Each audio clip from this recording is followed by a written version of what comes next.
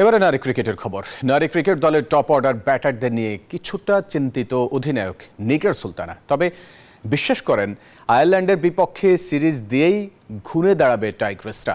এদিকে আইরিশ অধিনায়ক জানান, ঢাকার আতিথেয়তায় খুব ভালো সময় কাটাচ্ছেন সবাই।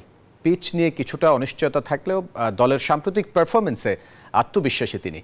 মিরপুর শেরেবাংলা স্টেডিয়ামে 3 ম্যাচ সিরিজের প্রথম ওয়ানডে শুরু বুধবার সকাল 10টায়। বাংলাদেশ নারী ক্রিকেট দলের জন্য মহা গুরুত্বপূর্ণ ওয়ানডে সিরিজ। সরাসরি বিশ্বকাপে জায়গা করে নিতে আয়ারল্যান্ডের বিপক্ষে জয় ছাড়া অন্য কিছু ভাবারও সুযোগ নেই টাইগ্রেস অধিনায়কের।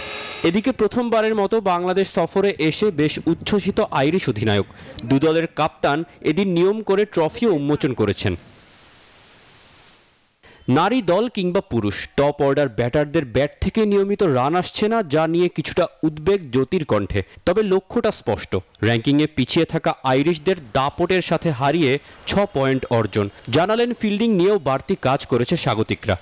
যেহেতু ব্যাটিংটাই বেশি প্রবলেম দেখা যায়, প্রত্যেকটা ম্যাচ আমাদের জন্য অনেক ভ্যালিড এবং আমরা ট্রাই করবো যেন আমরা সেইভাবেই ডমিনেট করে ক্রিকেটটার জন্য খেলতে পারি। কারণ যখন আমরা আয়ারল্যান্ডের মধ্যে, যেহেতু ওরা আমাদের থেকেও র্যাঙ্কে নিচ্ছে, যদি আমরা তাদেরকে যদি ডমিনেট করে না খেলতে পারি তাহলে আমরা বড় টিমের এগেইনস্টে কিভাবে চোখে চোখ রেখে লড়াই করবো।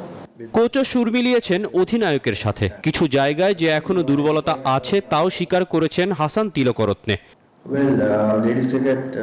আমার মনে হয় দলের সবাই এই সিরিজে ঘুরে দাঁড়াবে। 6 পয়েন্ট খুবই গুরুত্বপূর্ণ, যদিও কিছু জায়গায় এখনো দুর্বলতা আছে। আমরা ম্যাচ বাই ম্যাচ জিততে চাই।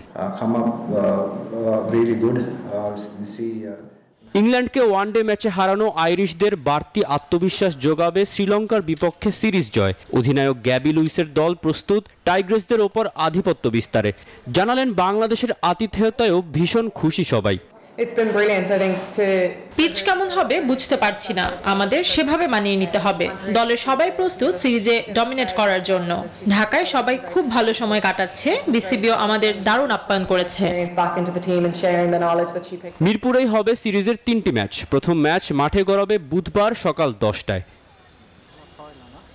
তৌসিফুল হাসান, নিউজ 24, ঢাকা।